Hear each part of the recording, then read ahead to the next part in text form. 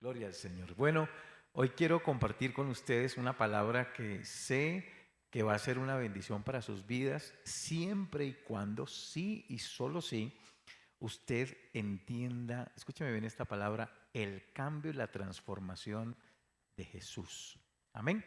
Nosotros siempre hemos sido muy románticos a la hora de tener un concepto acerca de Jesús. Llevamos ya 3 semanas hablando acerca de Jesús porque me interesa mucho que usted tenga un concepto muy claro, muy real acerca de lo que es Jesús. Y hemos hablado en muchas facetas del Señor, pero hoy quiero hablarles de una faceta que poco a poco de pronto usted ha escuchado o que poco se habla, y es el tema de Jesús hoy, Jesús ahora, Jesús en este momento. Pero todo empieza por, por lo que la palabra dice acerca de Jesús. Yo quiero que usted me acompañe, por favor, al libro de Lucas, al libro de Lucas, el capítulo 23, Lucas 23 y versículo 34, cuando nos habla de ese Jesús histórico, el Jesús de la historia. Dice en ese maravilloso versículo donde Jesús está en la cruz, está crucificado, y es el concepto que nosotros tenemos de Jesús. Muchas veces nos ha acompañado por demasiado tiempo, e incluso el Jesús de la cruz ha estado con nosotros hasta el momento, hasta ahora.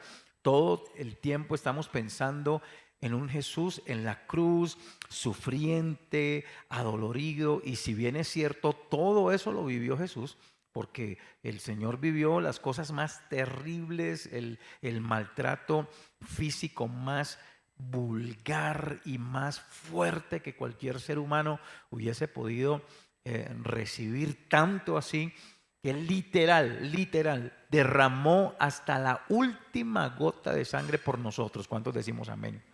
Amén. Derramó hasta la última gota de sangre por nosotros. Y nosotros en nuestra mente tenemos ese concepto del Jesús sufriente, del Jesús de la cruz.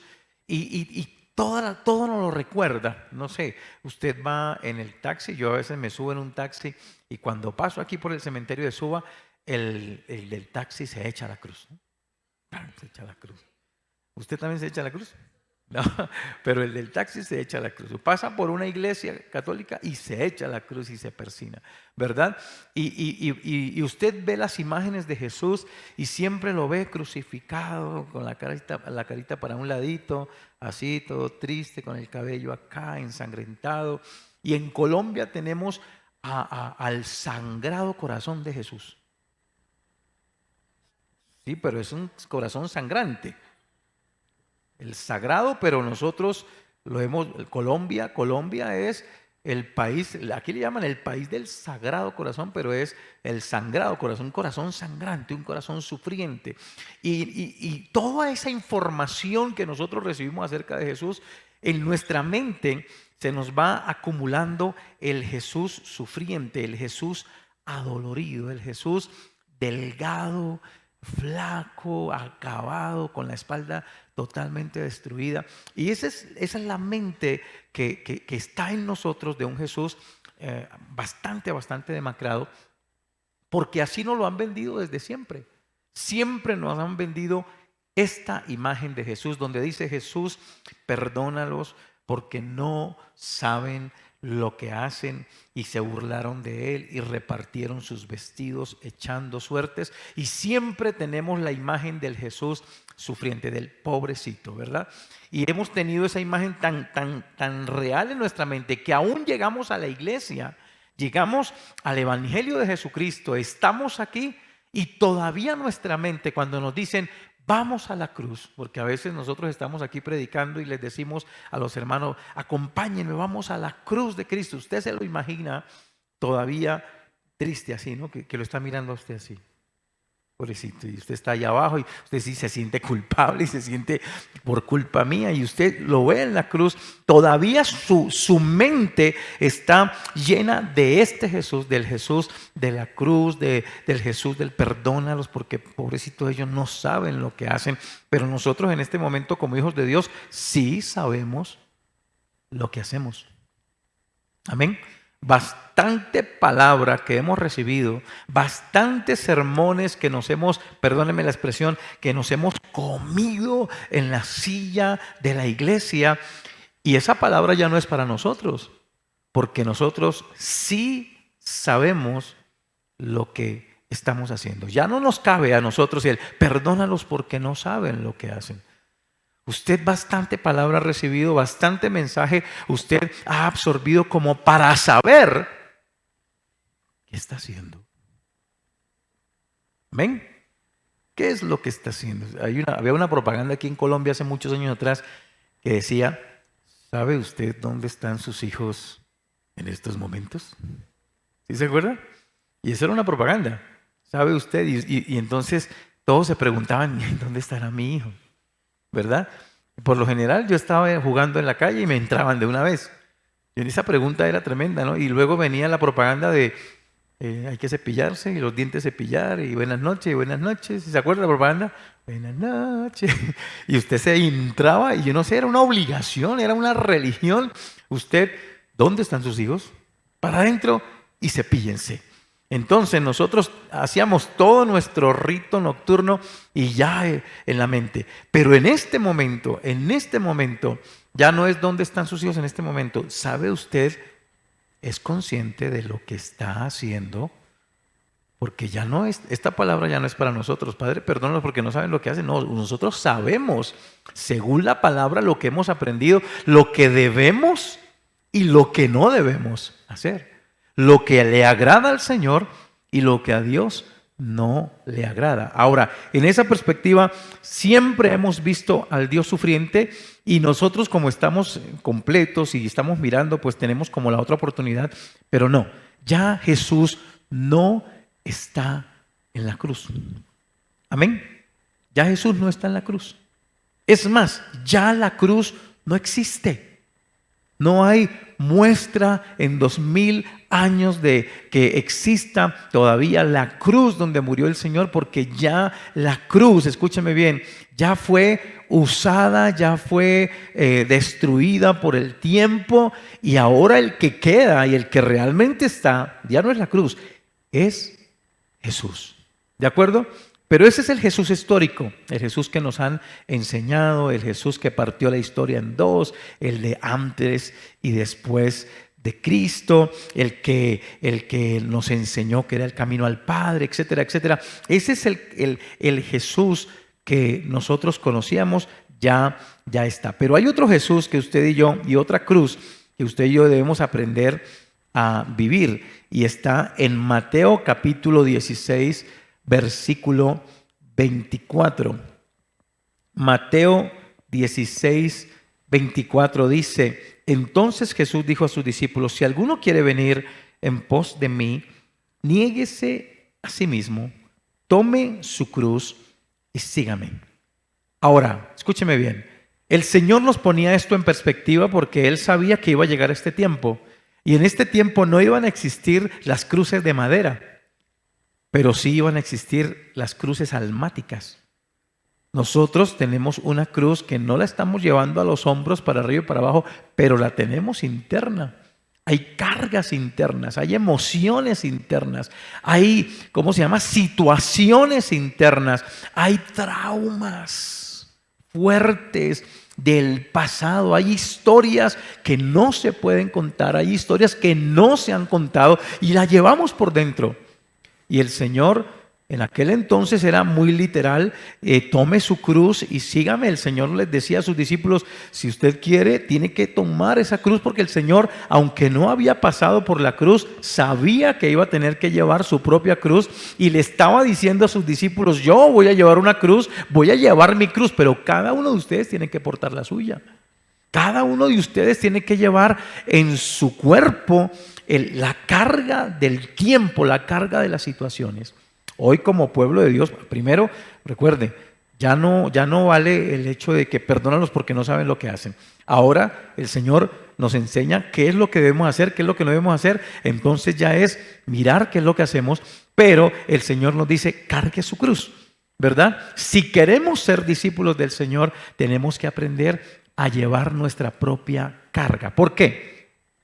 Porque Hay un versículo en la Biblia también muy lindo que dice que el Señor murió una vez para siempre. Amén. Una vez para siempre. El Señor no puede estar muriendo por nuestros pecados todos los días. Él ya murió una vez. Él ya hizo el sacrificio. Él ya hizo lo que tenía que hacer. Ahora nos corresponde a nosotros lo que debemos hacer. ¿Estamos de acuerdo? ¿Sí estamos de acuerdo? Ahora es lo que nos corresponde a nosotros. Ya el Señor no puede estar todas las mañanas, ay, es que con pastor, Señor, es que cometí otro pecadito, hay otro pecadillo, por favor, otra vez. Y Señor, otra vez, yo ya morí. Hay un versículo tremendo en el libro de Hebreos, fuertísimo, fuertísimo, fuertísimo. Dice que las personas que viven pisoteando la sangre de Cristo, lo único que merecen, hay una horrenda expectativa de fuego y hervor de la ira de Dios, de condenación eterna. Y habla precisamente de eso. Habla de que nosotros tenemos que aprender, escúcheme bien, a no estar jugando al cristiano, a no estar jugando al evangélico. Tenemos que asumir el reto de cambio real. Porque, escúcheme bien, porque ya el Señor murió una vez. Ya lo pagó. Ya hizo el sacrificio.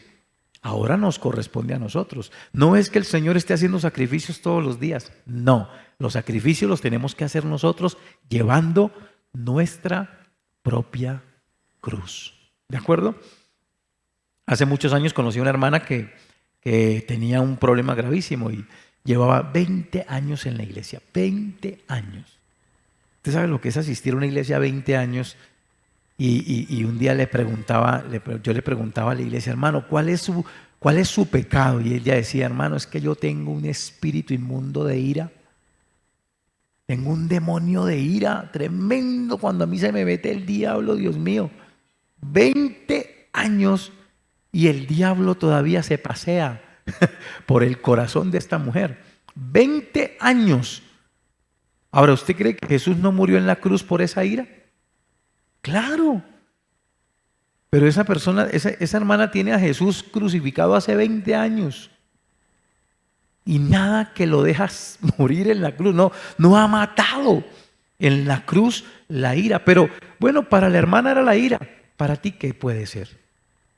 Para ti ¿cuál es ese pecado continuo de todos los días que no le has entregado a la cruz? ¿Cuál puede ser? Piénsalo por un momento.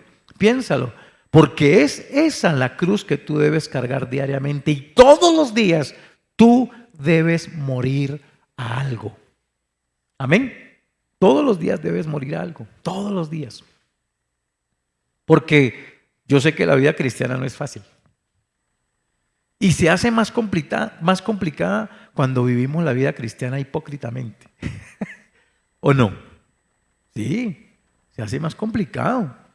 Porque tratamos de escondernos de Dios, que es imposible, y aparte de eso tenemos que escondernos de la gente, ¿verdad? Porque me conocen, porque soy cristiano, porque voy a la iglesia, porque me tengo que esconder del pastor, porque el pastor no me vea. No, eso no tiene nada, absolutamente nada que ver. Hace muchos años, estoy hablando de unos 35 años, mi pastor, me montó él tiene un carro de esos, una Toyota Land Cross viejita, muy linda, y me dijo, Juanca, acompáñame que necesito ir a comprar no sé qué cosa, y nos fuimos en el carro del pastor a comprar, y yo me acuerdo que me subí en la silla delante del pastor, y qué gozo, ¿no? Subirse uno en la silla con el pastor, bueno, claro que en mi carro sí ya nadie quiere subirse en mi carro, pero en el carro del pastor y subirse en la silla, yo me iba en la silla, cuando había un trancón por la Boyacá, y yo me acuerdo tanto que íbamos en un trancón en la Boyacá, y el pastor decidió y dijo, bueno, va a tocar salir del trancón, Juan, y se metió por un ladito, pero teníamos que pasar por una zona de esas complicadas. ¿Cómo se llama? ¿Qué? Pesadas. Donde hay pecado a la vuelta de la esquina todo el tiempo. Y íbamos pasando por ahí cuando el pastor ve a una parejita de la iglesia saliendo de un lugar, de un lugarcito de esos. Y yo dije, ay Dios mío, me dio miedo, ¿no? Es una oveja, le da miedo y el pastor A él no le dio miedo, él llegó y pitó, pi, pi, y saludó a los hermanitos. Y los hermanitos no volvieron a la iglesia, ¿por qué sería, no? Pero lo cierto es que, mire cómo Dios hace las cosas. Tuvo que haber un trancón, hubo un desvío, salimos por aquel lado. Y vaya sorpresa, los santos eran bien pecadores. Bien pecadores. Ahora, qué difícil es vivir la vida en Cristo, pero más difícil es vivirla hipócritamente. Amén. Por eso el Señor dice, todos los días usted y yo tenemos que aprender a llevar esa cruz, la nuestra, la mía, la que cada uno tiene que llevar, porque cada uno de nosotros tiene, el que no tiene dinga, decía mi padre, que en paz descanse, el que no tiene dinga tiene mandinga, pero algo tiene. Amén. Y eso que tiene hay que derribarlo a través de Jesucristo. Ya el Señor murió en la cruz. Ahora yo tengo que hacer los sacrificios. ¿Estamos de acuerdo? Ya el Señor hizo el sacrificio máximo. ¿Por qué el sacrificio máximo de Jesús? Porque Jesucristo pagó el precio que nosotros debíamos pagar y nos dijo, sí se puede. Hay un versículo en el libro de Hebreos también que me llama mucho la atención, cuando el Señor habla de sí mismo y dice, el escritor del libro de Hebreos dice, Jesucristo en los días de su carne. Wow. Jesús, el que murió en la cruz, en los días de su carne. O sea que también hubo días duros en la vida de Jesús. Claro, la Biblia dice que Jesús fue tentado en todo. Absolutamente en todo lo que tú has sido tentado, y hablábamos de esto el miércoles pasado acerca de la tentación, hablábamos de la tentación como tal. El Señor fue tentado en todo, pero dice la palabra en el libro de Hebreos, que en el Hebreos 5, dice, ofreciendo ruegos y súplicas con gran clamor y lágrimas al que podía librarlo de la muerte. Jesús, el Hijo de Dios, también cogió esas tentaciones, esos pecados y los puso a los pies de Jesús. Él mismo estaba muriendo a sí mismo, a la tentación. Óigame bien, y se aferraba a Dios. ¿Quién es el único que puede librarte de todo ese pecado que mora en ti? Como decía Pablo, ¿quién me librará de este cuerpo de muerte? Pues tenemos que acudir al que nos puede librar. Tenemos que ir a nuestra propia cruz y decir, Señor, yo quiero que muera este pecado que me asedia, yo quiero que muera esta tentación, yo quiero que muera ese diablo inmundo que me tiene rodeado. Y hay que ir a Dios, porque fue oído, dice la palabra, a causa de su oración. Ahora, la única manera de librarnos nosotros es llevando nuestra cruz y muriendo diariamente a través de la oración a nuestras debilidades. Amén. Entonces, tenemos al Jesús de la cruz, al que ya dijo, perdónalos porque no saben lo que hacen, pero ya no nos cobija a nosotros porque nosotros sí sabemos lo que estamos haciendo. Segundo, el Señor le dice a cada uno de nosotros, si quieres ser mi discípulo, tiene que empezar a hacer los sacrificios necesarios. Yo voy a morir en la cruz, voy a pagar el precio, pero cada uno de ustedes tiene que empezar a morir y a pagar el precio. Amén. Cualquiera que sea el pecado. Muchas personas ven los pecados como de diferentes precios, ¿no? Los pecados menos costosos, más pequeños, y los otros, los grandes pecados. Y quiero que tú le digas a la persona que está a su lado, mírala a los ojos y dile, tus pecados y mis pecados son diferentes, pero son pecado. Amén. ¿Sí? ¿Estamos de acuerdo? Son diferentes, pero son pecado, ¿verdad? Florecita, ¿cuántos años tienes tú, Florecita? 65 añitos. Florecita, ¿hay tentaciones a los 65? Claro, claro. Angie, ¿cuántos años tienes tú? ¿Hay tentaciones a los 22? Claro.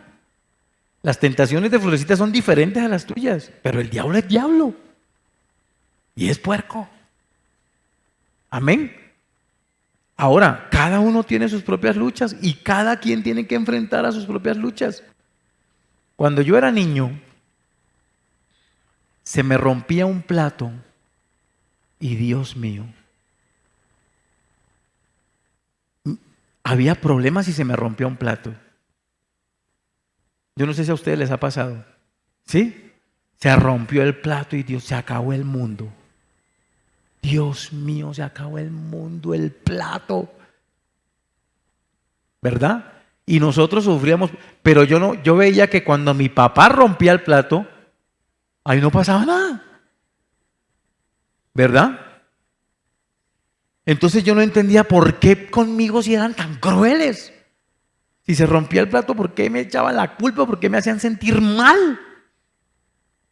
¿Por qué realmente yo quería sacar plata del bolsillo donde no tenía plata y pagarlo? Y yo era un niño que no tenía plata para pagar un plato, pero me hacían llorar, me pegaban. Si no me pegaban, al menos me pegaban un regaño de esos brutales. Ah, pero cuando a él se le rompe el plato, entonces, ¡ay, se me rompió! Y no es culpable. ¿Sí me hago entender? Claro, porque las cosas tienen diferentes valores, ¿verdad?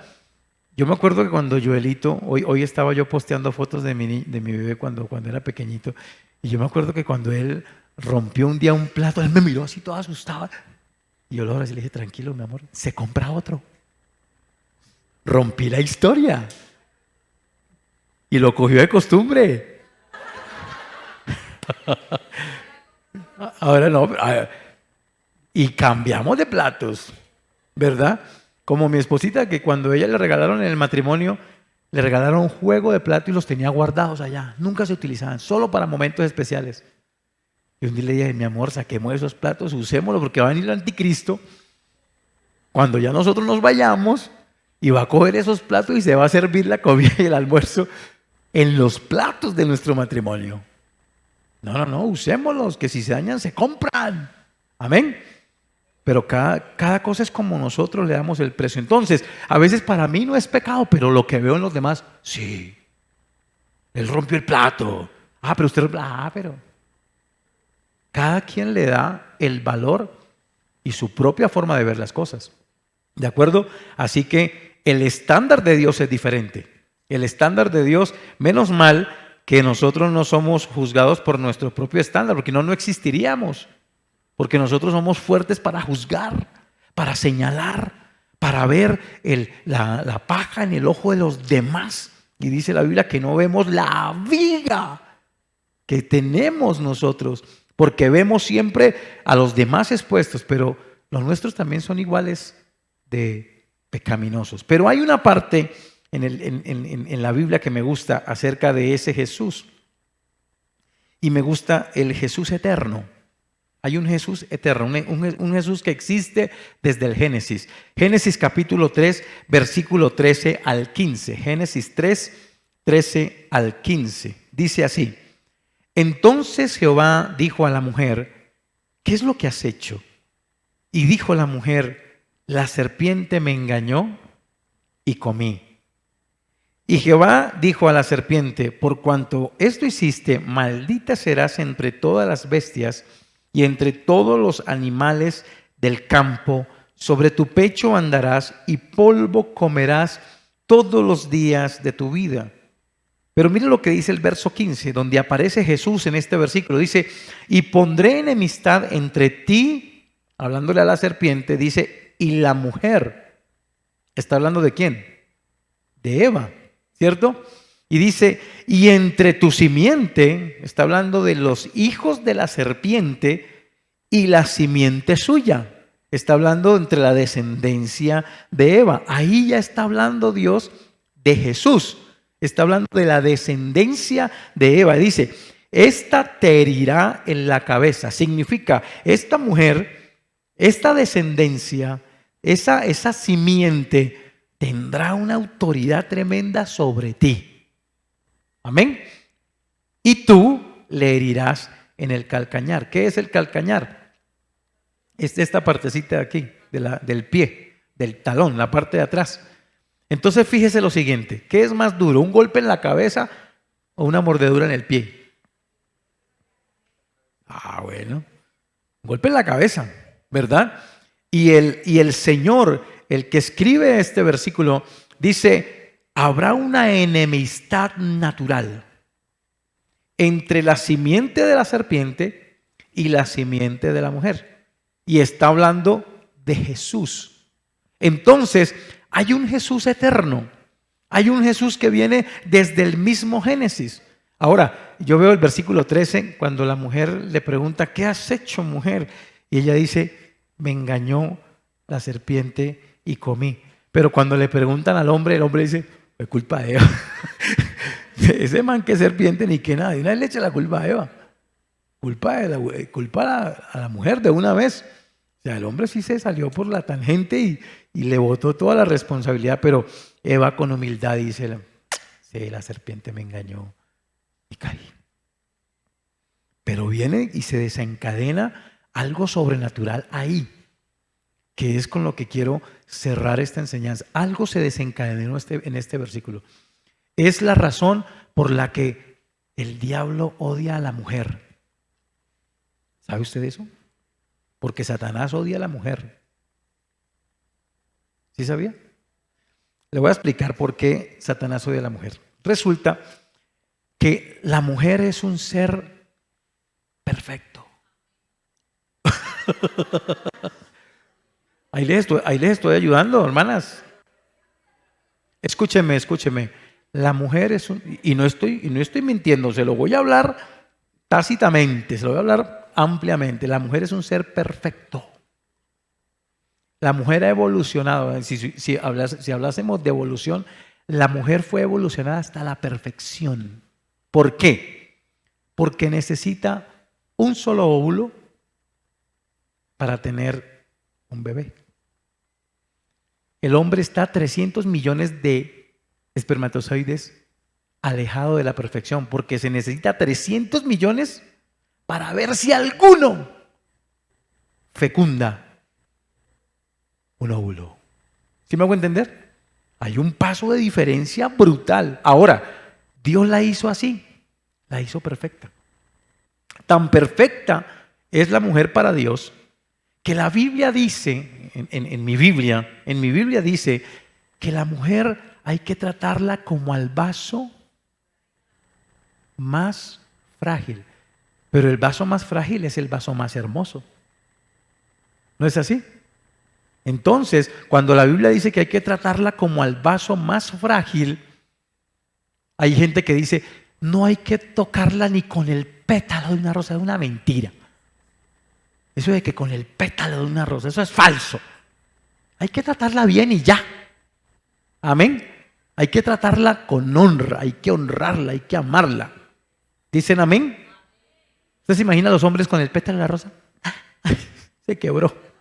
No, eso no existe. Eso es un simplismo de las emociones.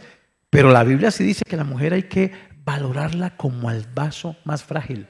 Porque Dios no es machista. El machista es el hombre. Dios, escúcheme bien, Dios tiene en tan alta estima a la mujer. Para las mujeres que me están viendo a través de las redes sociales, por favor, opinen a través de las redes sociales. Que el mismo pueblo judío, cuando abre la Biblia, abre la Torá, ellos tienen un rollo, un libro, un rollo. Cuando abren el rollo, el hombre tiene prohibido tocar la Biblia con las manos. Pero la mujer no. La mujer puede poner sus manos en la palabra. Porque la Biblia y la mujer son comparados a igual nivel. Porque las dos dan vida. La mujer da vida, la palabra da vida. Y a ese nivel el Señor compara a la mujer. O sea, muéstreme a un Dios machista. Ah, pero vaya, léese el Corán. A la mujer se le puede pegar, pero pasito. Y hay muchas personas que preferirían el Corán a la Biblia. Sí, hay gente que vive el Corán. Sí, vive más el Corán que las Sagradas Escrituras. Y el Señor dice, vaso más frágil. Pero hay personas que tratan a la mujer como la olla a presión. ¿Usted sabe qué es una olla a presión, no? Está allá con la tapa. por dentro está en ebullición. Entonces el hombre empieza a fastidiarla, pero como la olla a presión aguanta, ¿no? Pero cuando pite, tenga Dios misericordia. Cuando esa olla pita, hermano, Dios misericordioso. No, por eso es que hay que tratarla como el vaso más frágil, no como la olla a presión. ¿De acuerdo? Como el vaso frágil. Mire, dice aquí que el Señor pondrá enemistad entre ti y la mujer. Está hablando de Jesús. Hay una enemistad natural entre Jesús y lo profano, entre Jesús y lo inmundo. Y hay un rechazo natural. Dice, entre tu simiente y la simiente suya. La simiente de la mujer te va a golpear durísimo donde más te duele, cabeza. Aunque tú tratarás de hacerla tropezar. Amén. Porque una mordida, a mí me mordió un perro una vez, cuando era niño. Yo tenía como 8 años y un perro me mordió. Me mordió aquí, pero ya va la herida, va como por acá. Ya está bien abajo en la pantorrilla. Pero me mordió. Eso me enseñó 2 cosas. Primero, a no correrle a un perro y a enfrentarlo. Me dio fuerza. Nunca más le tuve miedo a los perros. Escúcheme bien. Pero una cosa es que lo muerda usted la pierna, lo deja cojito, usted sigue caminando, corre más rápido y no lo vuelve a morder. Pero otra cosa es un palazo en la cabeza. Y el Señor nos da un argumento. Ese Jesús tiene el poder de amargarle la historia a Satanás. Amén. Escúcheme bien. ¿Se acuerda usted que Dios dejó cojo a un patriarca? ¿A cuál? Jacob luchó con el ángel. Y dice la palabra que Jacob se enfrentó al ángel de Jehová. Y cuando ya rayaba el alba, cuando amanecía, dice la palabra, bueno, listo, me ganaste, pero no te puedo dejar ir así. Y dice la palabra que ¡pum! Le tocó el calcañar y lo dejó cojo. Cojo, pero con la bendición. Amén. Otra cosa diferente es con un mazazo en la cabeza y completamente desubicado. ¿Sí me hago entender?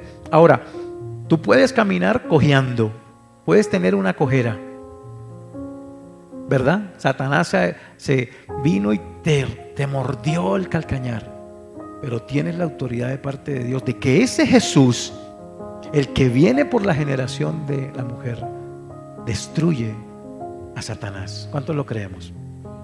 Quiero que mires a Jesús de otra manera. Acompáñame por favor al libro de Apocalipsis. Aquí lo tengo, Apocalipsis. Y quiero que vayas conmigo al libro de Apocalipsis capítulo 1. Y mira cómo se muestra Jesús. El Jesús en el que tú tienes que confiar ahora. Dice, la revelación de Cristo, de Jesucristo. ¿Revelación de qué? Esta no es una palabra profética de Juan. Y les quiero contar algo. Muchas personas han asumido que este es Juan, el apóstol amado. Realmente el escritor del libro de Apocalipsis se llamaba Jasón. Jasón es un escritor completamente diferente. No es Juan. Era un profeta del siglo I después de Cristo, pero él estaba preso en la isla de Patmos según la palabra, y dice que él tuvo una revelación.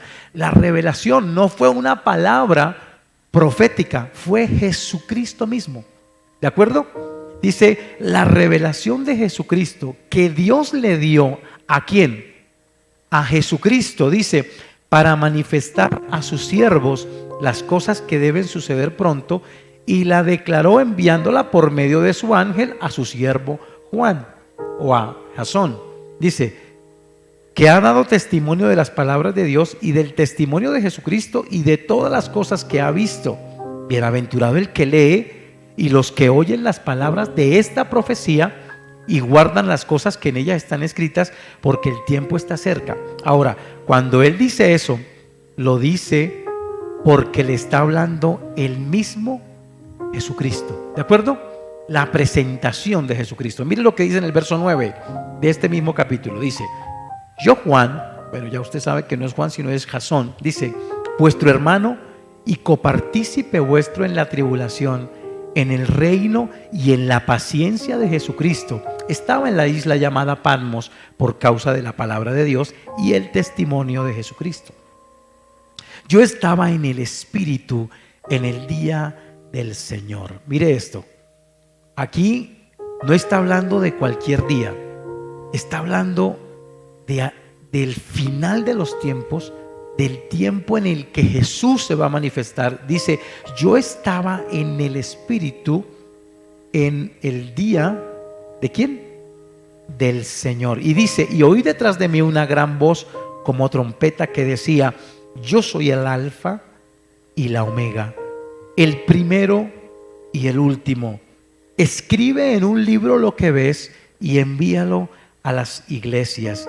Versículo 12 dice: y me volví para ver la voz del que me hablaba, y vuelto vi 7 candeleros de oro, y en medio de los 7 candeleros a uno semejante al Hijo del Hombre, vestido de una ropa que llegaba hasta los pies y ceñido por el pecho con un cinto de oro. Su cabeza y sus cabellos blancos como blanca lana, como nieve, sus ojos como llama de fuego y sus pies semejantes al bronce bruñido, refulgente como en un horno, y su voz como estruendo de muchas aguas. Ahora, el Jesús de la cruz estaba apocado, destruido, triste. Ya no es este. Este es el Jesús del hoy. El Jesús del hoy tiene un cinto de oro que significa autoridad, reino y dominio. Amén. Eso significa que Él ya no es el Jesús triste que cuando te digo vamos a Jesús y tú lo ves triste allá en la cruz. No, yo quiero que veas al Jesús del cinto de oro. Yo creo que veas al Jesús que está sentado a la diestra del Padre en su trono. Amén. En toda su magnificencia. Necesito que lo veas. Necesito que entiendas que ese Jesús que te enseñaron ya no existe. Existe el Jesús que está sentado en el trono. Porque ahí tomaría, escúcheme bien, ahí toma valor todas las palabras de Jesús que te está diciendo ahora. Por ejemplo, todo lo puedes en Cristo que te fortalece. Un Jesús derrotado no podría hacerlo. Lo hace un Jesús que está sentado en su trono de gloria, rodeado de oro, porque te dice: yo lo logré y estoy contigo. Amén. Esa es la diferencia. La diferencia es que mientras nosotros estemos pensando en el Jesús derrotado, vamos a vivir derrotados y diciendo: es que Dios conoce mis debilidades. Y siempre vamos a estar justificando nuestra mediocridad e hipocresía. Pero si ponemos los ojos en el Jesús de ahora, el que Dios dijo que le pondría el mazo en la cabeza a Satanás, el que está sentado en un trono, el que está rodeado de gloria. Y cuando yo les diga a ustedes: vamos a Jesús, y su mente se va a aquel lugar, la perspectiva tuya como hijo de Dios cambia. Es diferente. Ya te sientes empoderado. Ya te sientes empoderada. Ya sientes que todo lo puedes. Ya sientes que no hay nada imposible para Él. ¿Cuántos lo creemos? Coloquémonos de pie, por favor. Y este es el momento. Este es el momento de que entendamos que la historia ha cambiado. Y cambia la historia a partir de que cambie el Cristo que está en nuestros corazones. Porque el Señor quiere tu corazón para ser el dueño y para ser el Señor de tu corazón. Porque de Él es el reino y la gloria por los siglos de los siglos. Él es el dueño de todo. Ahí es donde toma valor la palabra que dice que el Señor es el dueño del oro y de la plata. Amén. Porque si no vemos a Jesús desde esa perspectiva, entonces estamos viendo a un Jesús triste, agobiado, que dice que es el dueño del oro y de la plata. No, el que tiene el cinto de oro, el que resplandece, el que está en el trono, dice: yo soy el dueño del oro. Es porque lo tiene. Amén. Y el que está centrado en el trono dice, escúchame bien, dice: yo estoy contigo todos los días hasta el fin. Wow. Eso es poder. ¿Alguna vez usted vio la película El Rey León? Habían 3 hienas y el Rey León era el león. ¿Se acuerdan? Y las 3 hienas vivían riéndose hasta que llegaba el león. Y en una de las franjas de esa película decía una hiena, decía: ¿cómo dices? Mufasa. Eso sí es poder, decía una de las hienas. Cuando tú escuches el nombre de Jesús, eso sí es poder. Por donde está ahora y por quien es ahora, eso sí es poder. Amén. Cambia tu forma de pensar, cambiará tu manera de vivir. Amén. Si cambia tu forma de pensar, cambia tu manera de vivir. Cierra tus ojos y vamos a orar al Señor. Señor, muchas gracias. Muchas gracias por tenernos en cuenta, Señor, para este tiempo, para este momento. Sueltos de emociones, sueltos, Señor, de sensaciones almáticas, más con la confianza y la seguridad de quién eres tú, más con la tranquilidad de quién eres tú para mí,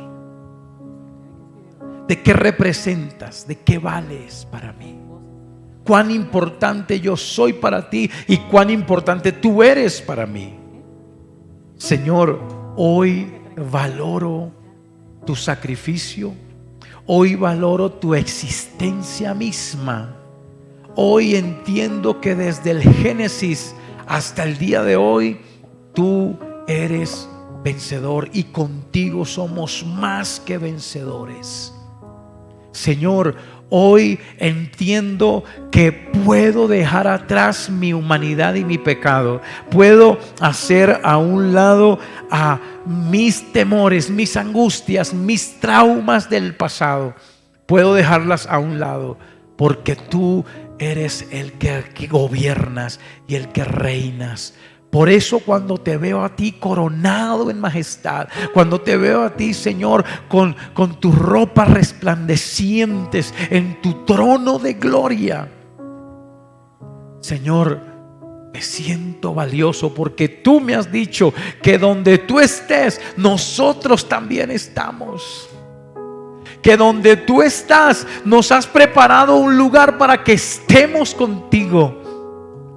Porque has quitado todas las angustias, los temores. Señor, has quitado esa mentalidad de tristeza, esa mentalidad de ahogo, esa mentalidad de trauma. Y nos has dado, Señor, a tu lado un lugar. Y nos has regalado más de lo que merecíamos. Gracias, Señor, porque tú eres bueno, porque tú eres maravilloso, porque tu gloria se ha manifestado y se seguirá manifestando, Señor, y día tras día veré mi vida ir de victoria en victoria y de triunfo en triunfo. Y yo quiero que en este momento vayas a Jesús y mira al Jesús que hoy has conocido. Mira al Jesús que está sentado en el trono y que te recibe con amor y que te abre sus brazos y te dice: mi hijo eres tú, yo te engendré hoy. Me perteneces, eres mío. Y el Señor dice para ti: todo lo puedes conmigo, todo. Y después dice el Señor: ¿habrá algo imposible para Él? Piénsalo. ¿Habrá algo imposible? Por eso hoy declaro sobre tu vida sanidad. Por eso hoy declaro sobre tu vida bendición.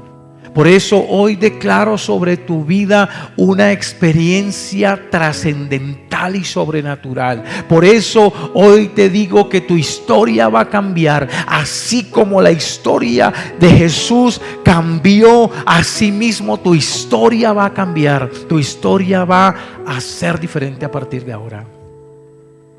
Porque eso lo ha dicho el Señor. Porque no vas a llegar a verte con cualquier persona. Hoy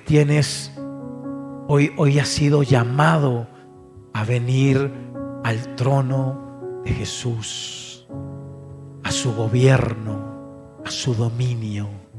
Eso es poder. Y yo quiero que le digas ahí al Señor en tu oración, dile: Señor, cambia mi historia. Cambia mi historia. Cambia mi historia, Señor. Tú tienes el poder para cambiarla.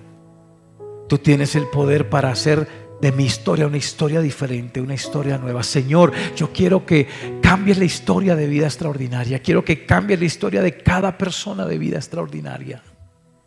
Quiero que cada persona que está en este lugar, Señor, reciba esa palabra, Señor, que transforma en un futuro mejor cada vida, Señor. Cambia la historia de cada persona. Cambia la historia de cada uno de ellos. Lo creo y lo declaro en tu nombre, Jesús. Porque tuyo es el poder, la gloria y el imperio por los siglos de los siglos. Amén. Amén y amén. ¿Cuántos lo creen? Dele ese aplauso al Señor. Aleluya.